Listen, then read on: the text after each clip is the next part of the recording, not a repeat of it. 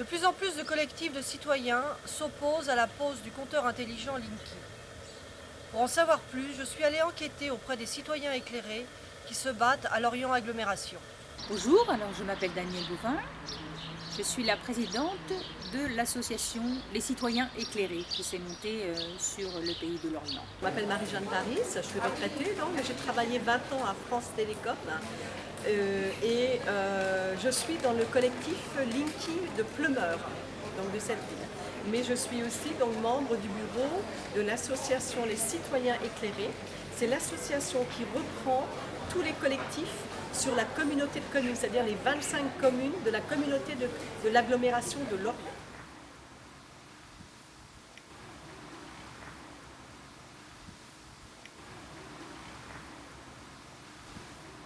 Le projet Solène, donc c'est un projet sur Lorient, la commune de Lorient et la commune de Pleumeur. Au départ, ils avaient besoin, donc les municipalités ont demandé à 1000 foyers d'être candidats, cobayes, pour expérimenter, pour rentrer dans le projet Solène. En fait, il s'agit bien de l'expérimentation du Linky, le compteur Linky. Il y aurait dû avoir 1000 personnes qui veulent dans cette expérimentation et pour l'instant, on sait qu'il n'y en a que 800. Alors ces gens qui sont expérimentateurs de Linky sont divisés aussi en plusieurs catégories.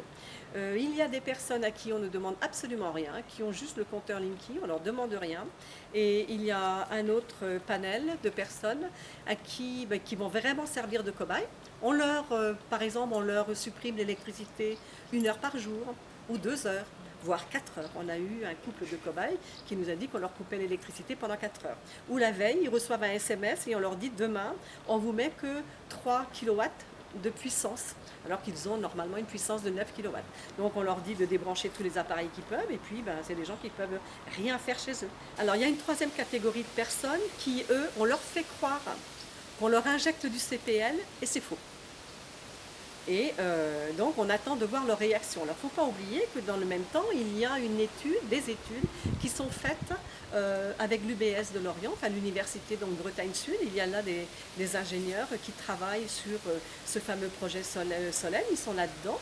Et il y a notamment un groupe de travail qui s'occupe de la sociologie, qui sont les gens qui sont dans l'expérimentation et comment ils réagissent.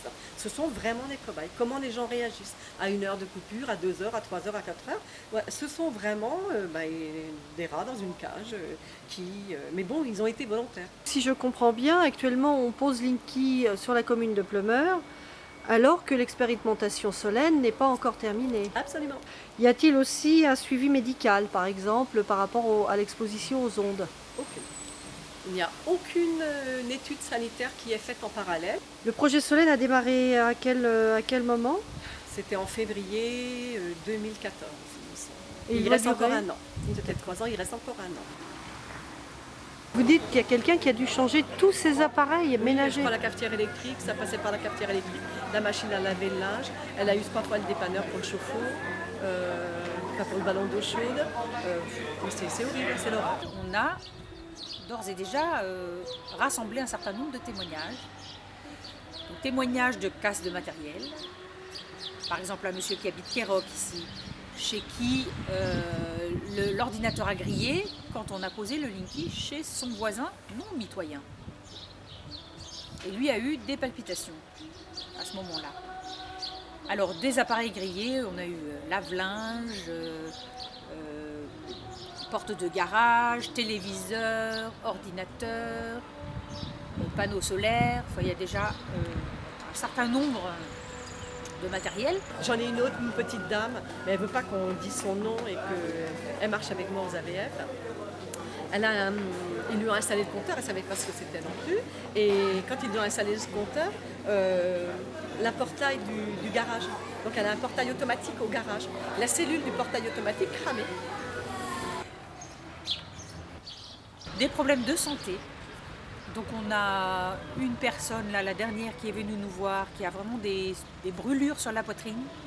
Ça s'est déclaré à peu près 1 mois après avoir le compteur chez elle. Est-ce que tu peux me réexpliquer ce que tu m'as dit quand tu es revenu de formation? Apparemment, tu ne te sentais pas très bien chez toi et entre-temps, on avait posé un compteur Linky, c'est bien ça? Voilà, dans l'immeuble où je travaille, moi je n'avais pas de compteur Linky, mais dans le hall, comme je suis au rez-de-chaussée, il y avait plusieurs compteurs de posés. Et je n'avais pas fait le rapport. Au moment, je ne comprenais pas. Je suis arrivée à mon travail et j'ai eu des maux de tête, des vertiges. Un monsieur qui est sur quai 20, qui a donc les 3 personnes autour de chez lui qui ont un compteur Linky, et lui a des appareils auditifs, et depuis, il a du Larsen tout le temps dans ses appareils. Nous estimons que c'est à ERDF de prouver que ce compteur ne porte pas atteinte à la santé. Aujourd'hui, nous constatons, à travers tous ces témoignages, que ça pose problème. Donc, si je comprends bien, depuis le mois d'octobre 2016, là on est en juillet 2016, depuis l'installation des Linky, vous avez déjà des retours d'expérience, soit sur des problématiques électriques, électroniques qui ne fonctionnent plus, Matériel. soit voilà, matériel, Oui. soit sur des problématiques de santé. Oui. La 3e catégorie, c'est financier. On a Ah. quand même 2 personnes qui ont vu leur facture monter d'un bond. Un monsieur qui payait donc, qui était mensualisé 50 € par mois, il est sur quai 20, il est passé à 87,50 €. Une autre dame, 74 €, c'est passé à 134 €. Elle est sur Plumeur. On a eu déjà des erreurs entre les heures pleines et les heures creuses. Et puis également une grosse somme qui a été débitée du compte, comme ça, sans rien demander à personne. 300 € d'un coup, ça se sent passer. A-t-on le droit ou non de refuser ce compteur? Si on s'en tient à la loi telle qu'elle a été faite, effectivement, on n'a pas le droit de le refuser. Parce que, également, Madame Ségolène Royal a refusé les 3 amendements qui rendaient optionnel ce compteur.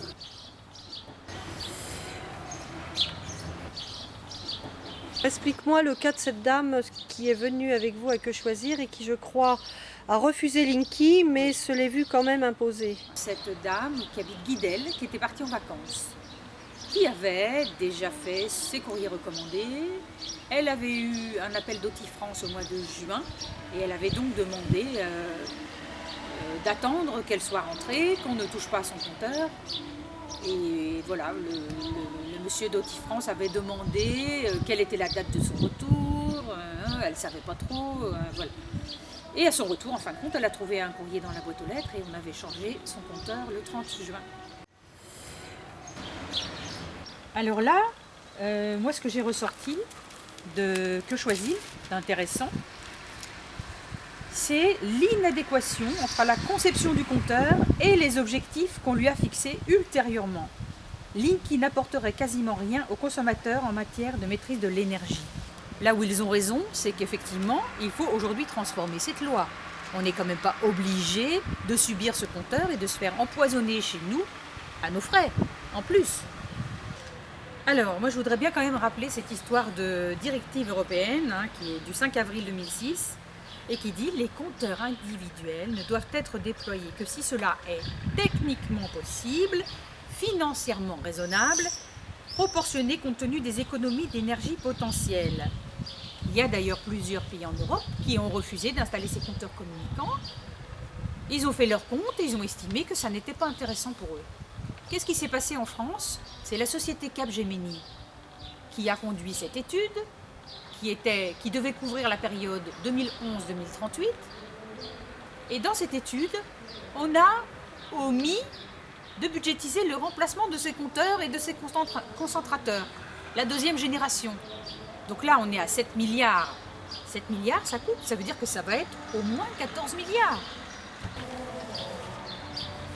Dirty Electricity, c'est cette électricité de 50 Hz sur laquelle on balance du CPL, qui est aujourd'hui, à l'heure où ils installent les compteurs en G1, donc 6300 Hz, 7400 Hz, c'est déjà beaucoup plus que ce 50 qu'on doit avoir.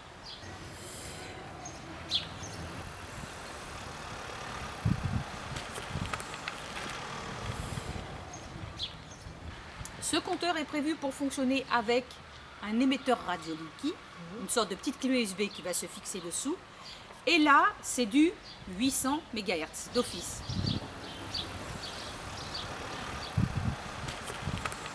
on fait une expérimentation avec Orange sur Rennes, le sud de Rennes, en G5. G5, 490 000 kHz. Comment est-ce qu'il est possible de rentrer un éléphant dans un trou de souris sans qu'il ne se passe rien dans nos câbles? Nos câbles sont prévus pour recevoir du 50 Hz. Il y a une norme qui a été fixée par la Commission de régulation de l'énergie et nous entendons demander à ERDF qu'il ne nous livre que ce 50 Hz.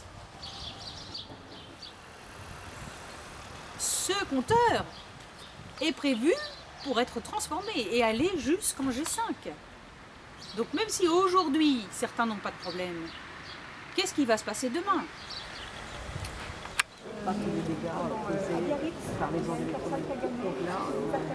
Y a-t-il des maires ou des mairies qui déjà ont refusé Linky? Oui, bien sûr. Aujourd'hui, il y en a plus de 200 partout dans la France qui ont refusé Linky.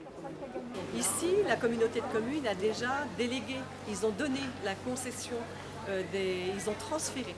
Ils ont transféré la gestion des compteurs à un groupe départemental de l'énergie, l'association départementale de l'énergie. Donc comme ils ont déjà délégué leur pouvoir, la décision donc, du conseil municipal de Groix a été invalidée. Et on leur a dit qu'ils ne pouvaient pas statuer sur le refus du compteur. Donc vous êtes en train de m'expliquer que les maires ont été dessaisis de leur capacité à délibérer sur leur désir d'accepter ou de refuser Linky. Oui, à partir du moment où ils ont donné délégation, ils ne pouvaient plus statuer en conseil municipal.